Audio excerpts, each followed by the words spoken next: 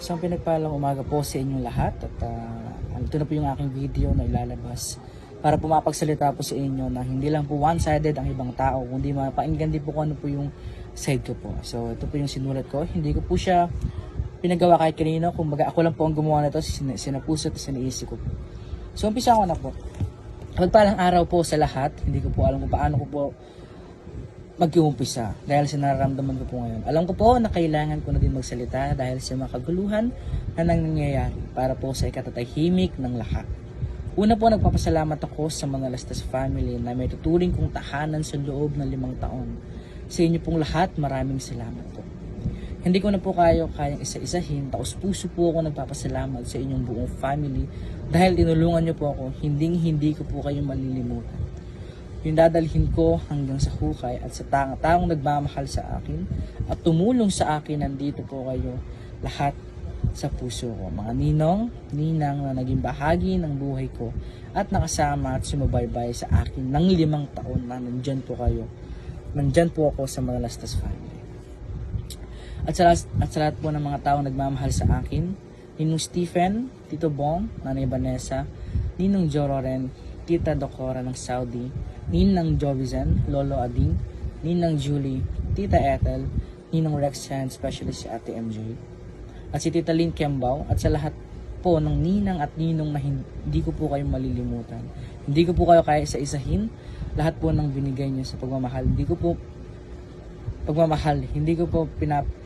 pinapangako pero gagawin ko po lahat para makapagtapos ako na aking pag-aaral.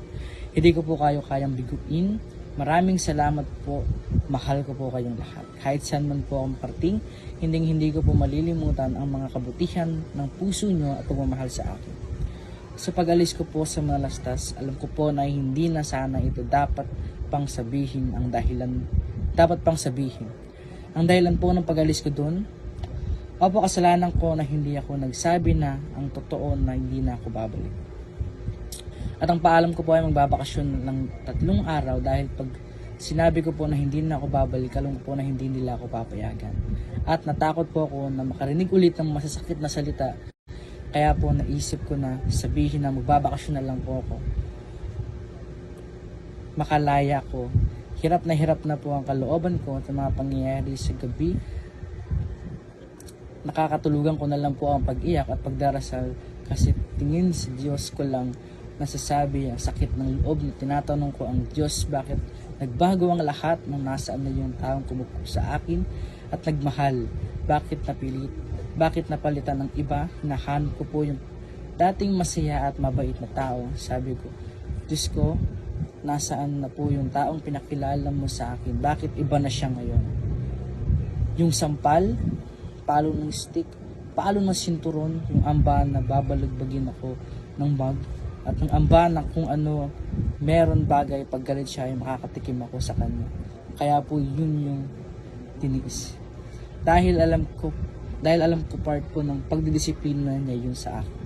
Pero yung masasakit na salita at yung sinasabi niya sa akin na ampon ka lang, yun po ang lalong dumurog sa pagkatao at puso ko hanggang makatulog po ako, lumuluha gabi-gabi, magdadasal ako kailan maalis at gagaling ang sakit sa puso ko. Pinilit ko pong intindihin at unawain lahat ng nangyayari sa buhay ko. Wala akong mapagsabihan ng masakit na nasa puso ko, kundi ang Diyos. Salamat din po kay Tito Jun. Pinakilala niya ako sa Diyos at nagkaroon ako ng kakampi kahit hindi ko nakikita at nahahawakan. Nahihirapan po ako kaya pinili ko na lang pong umalis. Naamin ko po na pagkakamali ko na hindi ako nagsabi ng totoo na hindi na ako babalik. At yung tungkol po sa mga gold, tayo lang po may mga access sa mga alahas na yan. Alam po ng Diyos, wala po akong kinuha. Kung ano po ang suot ko, yun lang po ang dinadala ko. Tsaka po sinabi na 3 beses na bumalik sila tatay doon. Wala po ganun. Maghapon po kami nagantay ni mama. Kaya po tumawag at nakiusap na lang dyan sa Pampanga. Magpirmahan, hindi po kami makarating dahil nasa Manila po kami ni mama. Gusto ko lang po i-clarify sa inyo na yung sinasabi nilang kidnapping ay wala pong nangyaring kidnapping. Dahil po nandun po ako, si mama, at si Tito Eddie, yung asawa po ni Mama, na naghatid po sa akin mismo kay Ninong Francis. Wala pong nangyaring kidnapping, kaya inuulit ko po sa inyo, ang sinasabing kidnapping ay sinungaling. Sinungaling po yung sinasabi na kidnapping po ang lumabas. Kaya ako at ang aking mama ay magtetestigo na hindi kidnapping ang nangyari. Yun lang po, maraming salamat po sa inyo. Ingat po kayong God bless. I love you po.